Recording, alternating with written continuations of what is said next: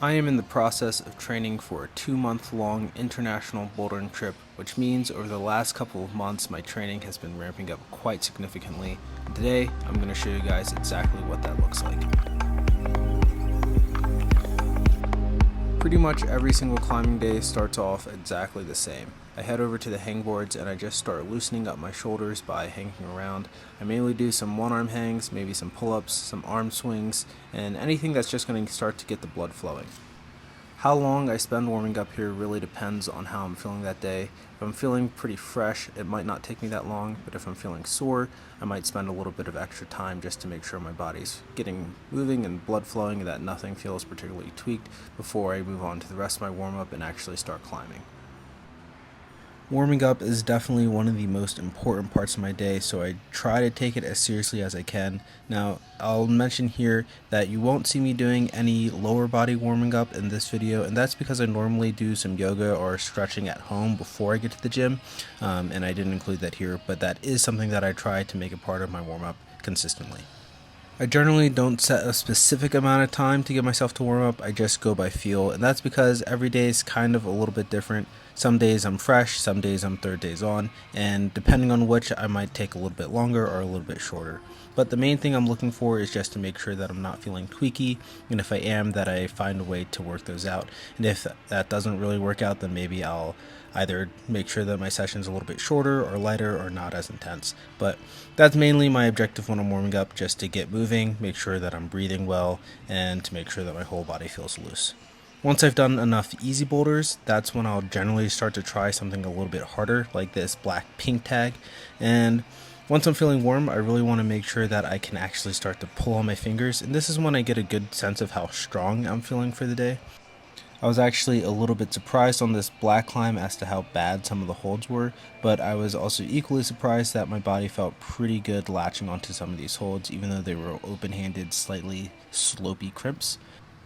Alright, so once I'm done warming up in the gym and I feel like my fingers are ready to try pretty hard, I come back to the hangboarding area and I start to do my finger training. Now, recently for my finger training, I've been doing a lot of finger curls, and I'll normally start my finger training with a warm-up set, which is normally about a 45-pound plate, and I'll just do a couple reps on each hand. And a rep for me is normally just going from an open hand position to a more closed position. I'll do about 10 or so of these, maybe do some static hangs in the closed position, and then I'll start to add some weight onto it. Once I get up to my max weight, that's when I'll actually do my main finger training, and my main finger training normally has about 3 to 5 reps, and I'm really just focusing on doing good form, clean reps, and do that on both sides, and that's pretty much what I'll do for my finger curls. Once I've finished my finger curls, I'll go over to the hangboard and do some more traditional weighted hangs. Now, I like to do my weighted hangs after the finger curls because I find that the finger curls are a really good warm-up to get my fingers ready to try as hard as they possibly can. For my weighted hangs, I'm normally just using a large edge and I hang for around 5 to 7 seconds or until I feel like the grip position is starting to fail. Now recently I've been experimenting with using a pretty high angle grip position on a large edge, basically to mimic what full crimping would be like, and this really puts a lot more stress onto the forearm muscles. You can see here I'm putting my knuckles almost back to the board, and when this grip position starts to open up or my knuckles leave the back of the board, that's when I'll consider the grip position failed and I'll stop the hang. Very similar to my finger curls, I'll normally just start with one warm-up set and then I'll do 2 sets at my max, and that'll pretty much complete the workout. Alright, so I just finished the first part of my day warming up and hangboarding, and that pretty much took me about an hour and a half. Now, today is my third day on, so I wasn't moving particularly quickly, so that normally goes a little bit quicker, but since it's my third day on, I like to really just take my time and make sure my body's feeling nice and warm and good before I get into the next part of my training, which is generally a board session, either a tension board limit session or doing volume on the catch board. Right now, I'm just enjoying a little bit of a snack outside before I go back in and keep climbing and do my volume coaster board session. I think today I'm just going to try and see how many V7s or V8s I can do in about an hour, hour and a half. And I really like this session because it's fun and it's great for capacity. So yeah, that's what I'm going to be doing next.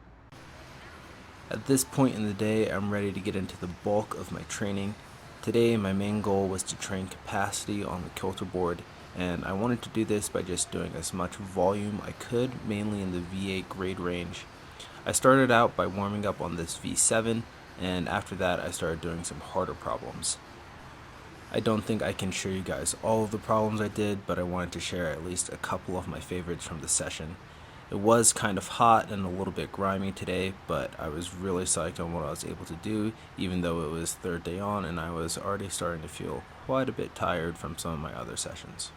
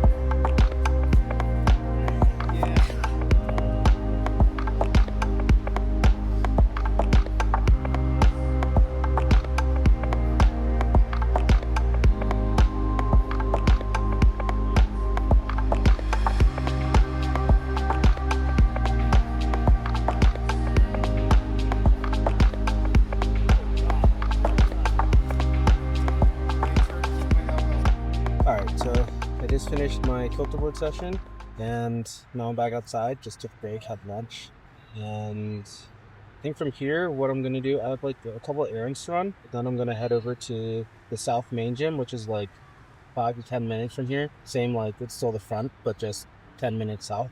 And I'm just gonna head down there and I'm gonna do a campus session and a little bit more hangboarding, and that's pretty much gonna wrap up the day. So I'm gonna head out and I'll see you guys over there.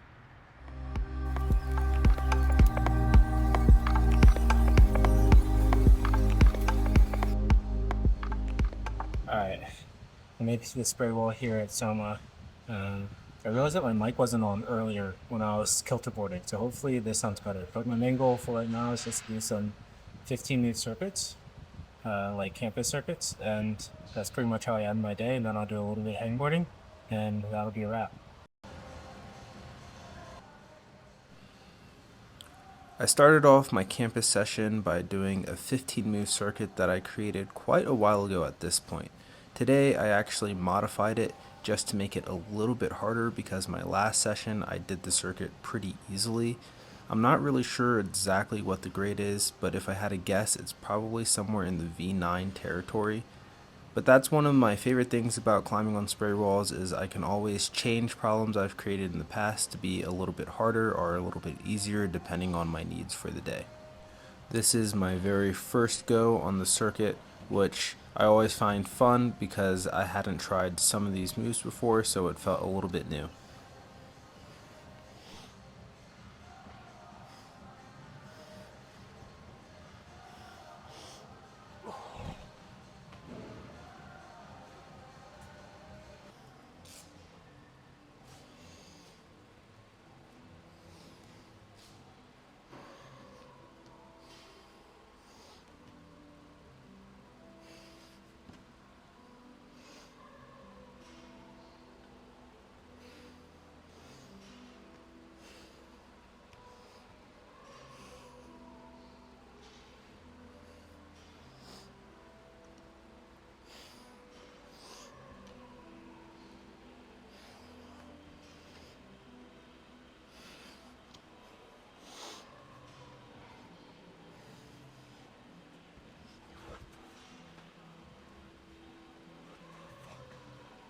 After I tried that circuit a couple of times, I moved on to my next objective for the day, which was actually to come up with a new 15 move circuit. I hadn't created one in a while, so I was looking for something new to kind of project and work on.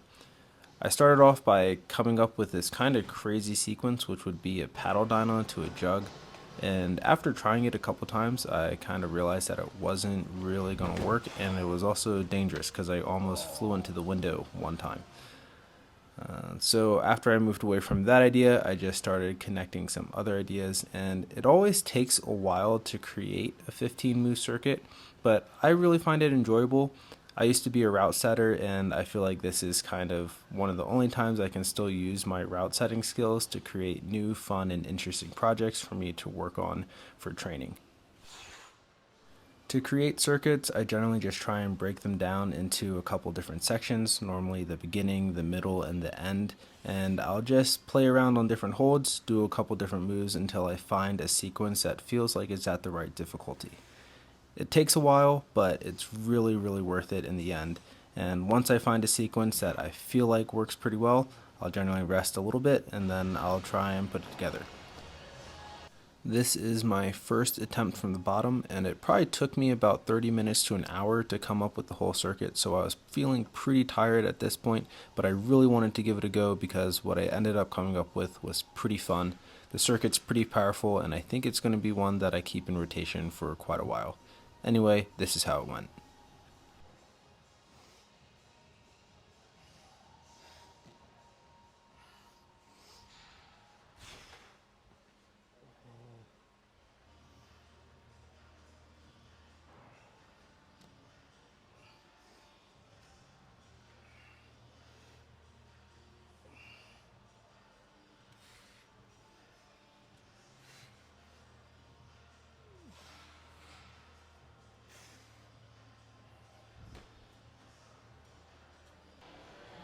All right, y'all. Well, that pretty much ends my session.